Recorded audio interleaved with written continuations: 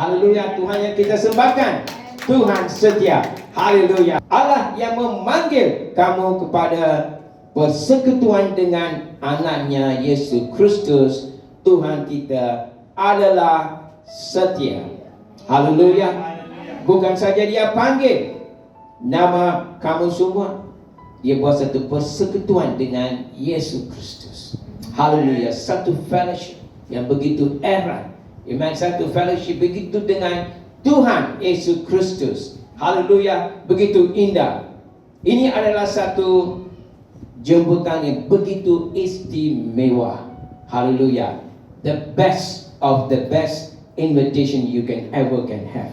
Haleluya. Adalah to be invited to have fellowship dengan Yesus Kristus. Jika kalau kita menghampiri satu masalah di sini, ya, mungkin ada satu masalah yang besar, mungkin minda kita tidak ada jawapan, ataupun kita pun tidak tahu manakah, kita akan pergi. Adakah Tuhan boleh jawab doa saya?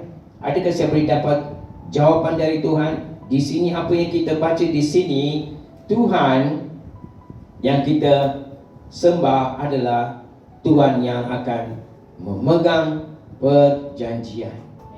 Haleluya. Haleluya. Kita bukan seorangan.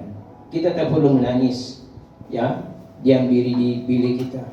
Kita tak perlu ada kita boleh katakan kemurungan, ya, sebab Tuhan yang kita sembahkan ada perjanjian, ya.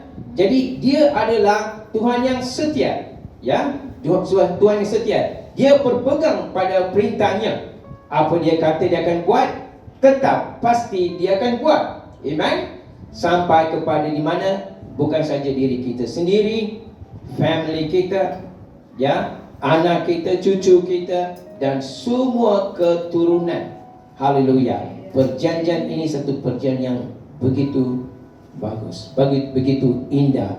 Memang perjanjian dengan penuh kasih dan perintahnya berpegang teguh sampai beribu-ribu keturunan. Amen. Itulah Tuhan kita yang setia. Haleluya. Amen. Amen.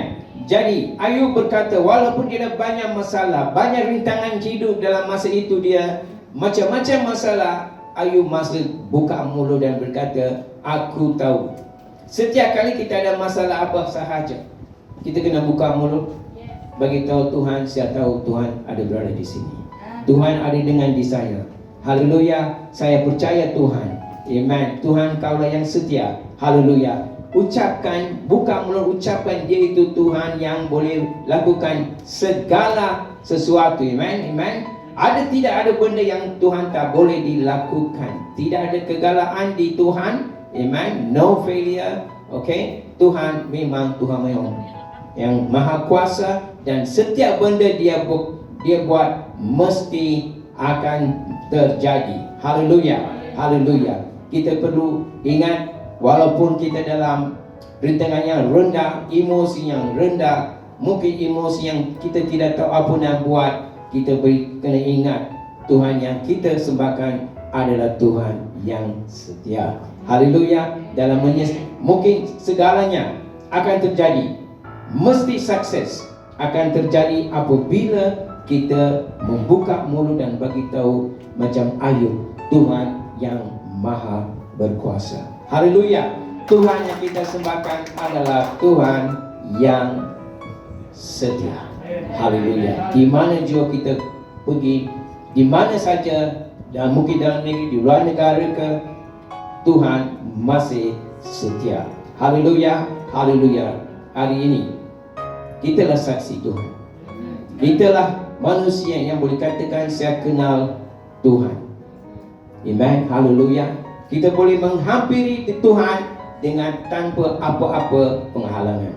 Kita boleh menyapa Tuhan, kita boleh panggil nama dia, kita boleh doa setiap kali, bila-bila masa sahaja. Haleluya. Selain daripada di gereja, di luar gereja, di rumah, ataupun di office, di mana-mana sahaja kita boleh panggil nama dia.